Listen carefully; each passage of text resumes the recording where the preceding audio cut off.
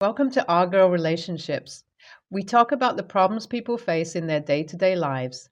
Let's start with the video. I never thought I'd be one of those people who have a crazy mother-in-law. I mean, what did I do to deserve this? This woman is a pain in my neck.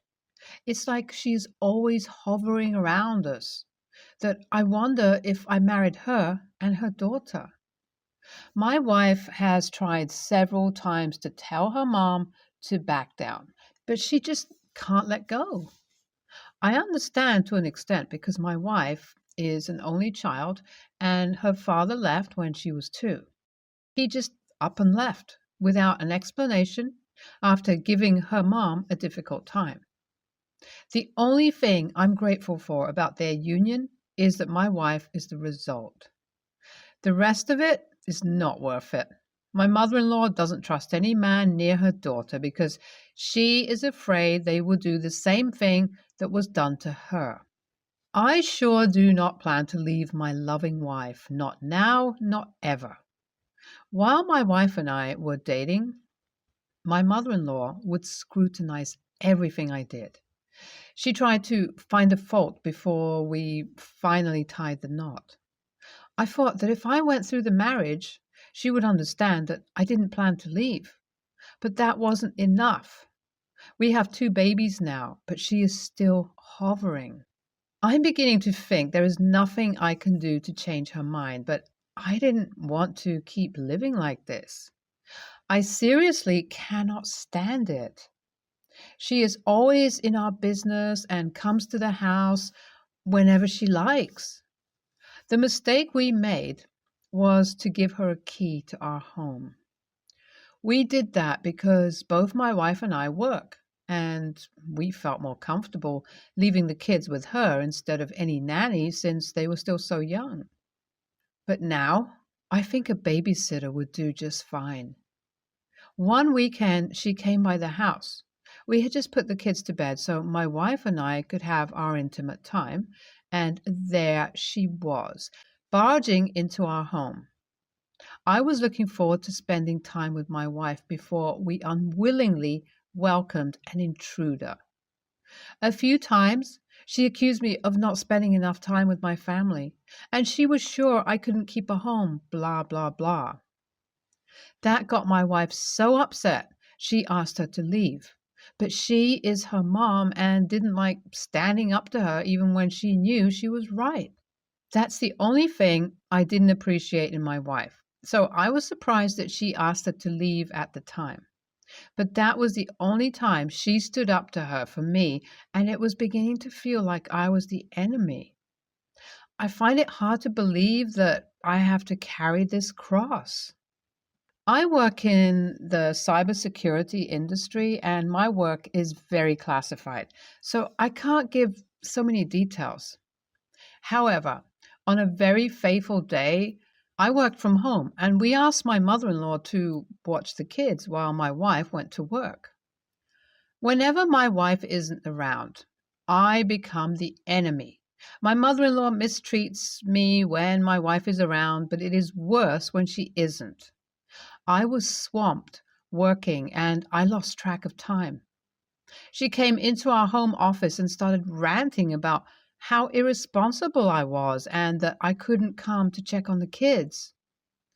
I explained to her that I was very busy, which was why my wife and I asked her to come to the house so I could concentrate during working hours. She didn't have it, and one thing led to another, and my laptop was thrown to the floor and blacked out. I had a lot of essential files in there, and in fact, some evidence for the police. That was a huge problem because I was tracking something that could have significantly helped an investigation, but because of her anger, it was all gone. It gets really twisted because whenever some evidence was gathered, it would just vanish one way or another. We got so close, and now the evidence is also gone. The police came for my mother-in-law because she was a suspect. Before now, they couldn't pin the case on anyone. but my mother-in-law gave them someone to hold responsible. I'm unashamedly excited about this. Serves mother-in-law right, though my wife feels terrible and is scared of what they will do to her mother. She was at the wrong place at the wrong time, and her hatred for me and lack of emotional stability put her in trouble, which has nothing to do with me. This shouldn't have happened. She could have just let me do my work, but no. She got what she was looking for. The police detained my mother-in-law and she was refused bail until they had something concrete. Honestly, I wouldn't blame the police. What would you think if you have been following a case and every time you get close to something and know you smell a rat, you either reach a dead end or something happens to the evidence? Desperate situations call for desperate measures, even if a 50-year-old single lady had to be caught in the crossfire by her own doing. After a few days, they confirmed that she had nothing to do with the case, so she was allowed bail. Those few days were my happiest. It felt like I could breathe fresh air again after being underwater for so long. In those days, I realized how unhappy I was when she was around. I was always on my toes and tolerated her because of my wife. When I heard that we could bail her, my wife noticed that I wasn't too pleased. So she made a sly remark about me returning to the real prison. That caught my attention because it meant that my wife was well aware of how I felt about her mother. But not much was done. She spoke to her mom a few times, but not in a way to really get her attention and put her in order. That caused a fight between my wife and me. When I brought it up, she countered it. She made it seem like I always allowed her mom because I was so engrossed with her liking me. But I expected her to perform some magic and be the bad guy who didn't side with her mom. She also said some of the things her mom complained about were true. That was the craziest thing I had heard all year. I was so hurt. We said many horrible things to each other until I couldn't do it anymore and left her in the room. Yes, it's true that at the beginning I was trying to get her mom to like me, but it's been years now and nothing has changed. Was I wrong to have expected my wife to keep her mother in check? I don't think so. My wife and I had this thing where we didn't go to bed angry, and whenever we were in the house together, we would sleep in the same room. It was a way to ensure that we always addressed the elephant in the room. Neither of us was ready to apologize, so I slept in the kids' room. I don't know what my wife did, and I didn't care. I usually went to her whenever we had an argument, but I decided she had to come to me this time. Before she woke up, I went to the gym, stayed out all day, and came back in the night so she would know that I was really upset. She called me, but I didn't pick up the call. I just wasn't ready, though. I knew that that was the day we had to pick up her mom. I wasn't interested either. Both of them were perfect for each other. That evening I came home, but my wife wasn't home with the kids. I was happy because I still wasn't ready for a conversation, even though I knew it had to be had. We had never gone a day without talking to each other, no matter how angry we were. Later, I decided that I'd call if they were away by 8 p.m. She came home a few minutes before 8 p.m. and tried to behave as if nothing had happened, but I didn't have it. We had to talk about it, or we were not moving on. As for my mother-in-law, I'm done giving excuses for her. By now, she knew I was here to stay, and if that wasn't enough for her, then that was her problem. I went to the kids' playroom to have some daddy time with them when my wife came in and joined. She knew I wouldn't behave weirdly in front of the kids. We prepared them for bed, and once we were done, she apologized and said she was just frustrated and shouldn't have poured out her anger on me. I also apologized for all the things I said and for avoiding her. She told me that after she picked up her mom, She had an extensive conversation with her. She told her mom that she could no longer come to our house whenever she wanted. She was old enough and now had a home. If she wanted to visit, she would have to find out if it was okay too. She also told her that we would be getting a babysitter to watch the kids, but if we were going to be gone long, we would drop them off at her house. She set boundaries that we both agreed should have been set years before. Her mom was distraught and blamed me for taking her daughter away from her and leaving her with no one. She said that now I wanted to take her grandkids also. It dawned on us that I was never the problem, and she didn't like me, not because she thought I would behave like my wife's dad, but because she was lonely. This was why she always found excuses to come to our house. She didn't have many friends because she wasn't friendly. I'm saying this in the nicest way possible, but that lady was hard to be around. Well, I'm glad I have my mother in law out of the way now. I'm actually really thrilled at the turnout of the whole issue. It has boosted my relationship with my wife because formerly I would be too careful not to say bad things about my mother in law, but I'm glad we're now on the same page. My mother in law would probably still hate me for the rest of her life, but I'm not interested in her love. That is lost territory. NTA. Your mother in law needs a man. Simple. She has nothing to do with her time, and her daughter is all she has. NTA. I'm glad your wife came to her senses. Low key. I'm happy that your mother in law got some jail time. She should learn not to dabble in people's business, even if they are family. I'm 22, female. My boyfriend's 23, male, and we had our anniversary. He bought me a book for our anniversary that I have been wanting to read for years. I was so excited to go home and read it. We went to his parents' house to use the restroom, and I left my book on the table because we were going to go out for a bit for the rest of the date night. During our date night, his mother called and said their dog had ripped through my book, but that I could still read it. I started crying, and my boyfriend started laughing. I told him that it wasn't funny. We went along with the rest of our date and had fun. We got back to his parents' house 2 hours later, and I saw that the book was in shambles. Any avid reader would know that just because you can read a torn up book doesn't mean it's actually readable. The first few pages were torn, the edges were a bit off, and there was slobber all over it. I began to cry again and said, "This isn't right," to which my boyfriend started laughing at me. The dog has previously torn up my purse, wallet, makeup, etc., and I let it go. But this was too far. I became really angry and started yelling at him to not laugh at me, and he continued to do so. At this point, I grabbed my stuff and stormed off to my car. He came outside and started saying, "I wasn't laughing. It is a $20 book. I don't see why you're acting like this." To me, it wasn't just a book. It was an anniversary gift that I was ready to baby and cherish for the rest of my life. I just wanted to leave as I felt like my feelings were not being validated.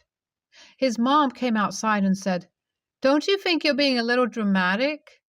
This book meant a lot to me. I'm quite poor at the moment, and I'm not really a materialistic person. I know it can be replaced, but I felt like his parents should have taken accountability and replaced the damaged property, and my boyfriend should have validated my feelings. So, Reddit, am I the a-hole? I should probably clarify a few things. No, I did not leave it on a coffee table. I left it on a high table where I have been leaving my things lately. When the dog ripped up my purse and wallet, I left it on a chair. So I now leave my stuff on higher tables. I don't like to leave valuable items in my car because we live in a big city and my car has been broken into. Also, I mentioned in the replies that I was raised by a single mom, and because of that, I didn't have a lot compared to other people. Books also helped me escape when I was thinking about committing suicides. Yes, I have mental health issues, which makes me more sensitive than others. It's gotten better, but I know I'm not perfect. I am in therapy. Wow, did not expect so many comments. I honestly thought I'd just get a few comments and be able to delete them. I want to say that I love my boyfriend and his parents. I talked to my mom and she gave me a bit of insight. My boyfriend is not a cruel person and does everything he can to take care of me. He has helped me out since I can't work at the moment. My mom thinks he was laughing not at me, but at the fact that he couldn't figure out what to do as it's not his dog. So the I didn't laugh at you comment makes sense. I talked to him and his mom and gave them my perspectives. They understood and his mom apologized. She thought I stormed off because the dog ruined the book, but I told her it was because my boyfriend was laughing at me. And she called me dramatic. We hugged it out. My boyfriend apologized for laughing and said he didn't mean to laugh, but that he just didn't know what to do. I apologized to them for yelling and storming off. I told them I'm just going to start leaving stuff in my boyfriend's closet. His mother told me she cries all the time because of the dog destroying things she loves constantly. She didn't offer to replace it, but I have decided to just let it go because I don't like asking people for things. I think things ended well. I can kind of tell they aren't used to having an emotional person like myself around, so I am going to try to start practicing patience. The update made me sadder than the post. They managed to persuade her that she was exaggerating. Fact, you cried. Your boyfriend laughed at your tears. Twice. His mother called you dramatic and never offered to replace the book. You are left without a book, a handbag, wallet, etc. Your feelings have been ignored and laughed at, but you still think they are in the right and all is good. Sad, sad story. ESH. I hate to be that person, but you have a car and you left the book in a place where you know there is a dog who likes to destroy your things. Yes, your boyfriend is an a-hole for the immature way he is handling all of this. But you own some of the blame for this mishap by leaving the book in the first place instead of putting it in your car or taking it with you. You should know by now not to leave anything near the dog, much less something you claim you are going to cherish. It's okay to be upset with your boyfriend for him laughing at you and not seeing how big of a deal this was. It's also okay to be upset with his parents and how they didn't take responsibility for their animal. They 100% should have been apologetic and offered to buy a new one, but at the same time, you need to take responsibility for leaving the book in the first place when you know there is a destructive animal and humans who don't take any responsibility for what the dog destroys. I took my 2-year-old to a play cafe.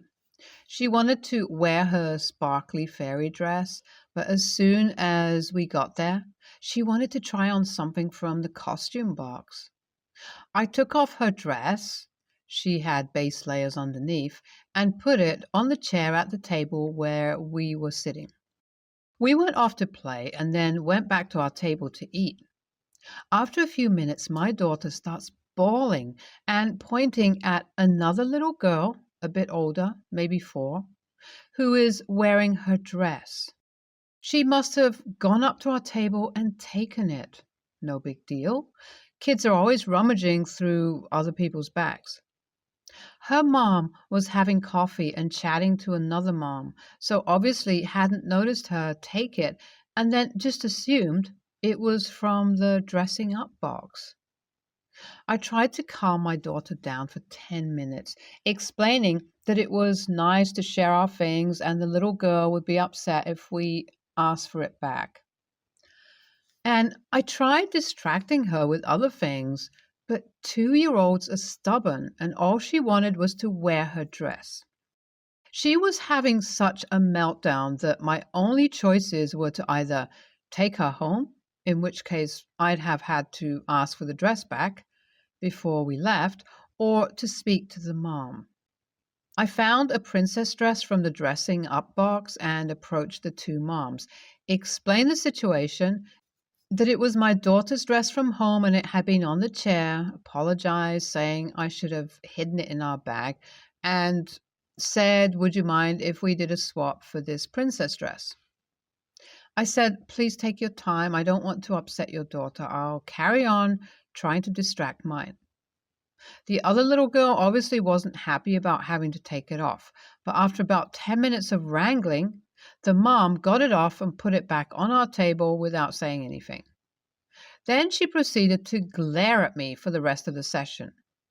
By that point, our two daughters were playing together, and her daughter had completely forgotten about the dress. But this mom completely refused to engage with me and seemed really pissed. AITA? I actually don't really care what random moms think of me, but I also don't want to raise a spoiled child. I just don't know what else I could have done differently, besides having better hidden the dress, which I'll remember for next time. NTA.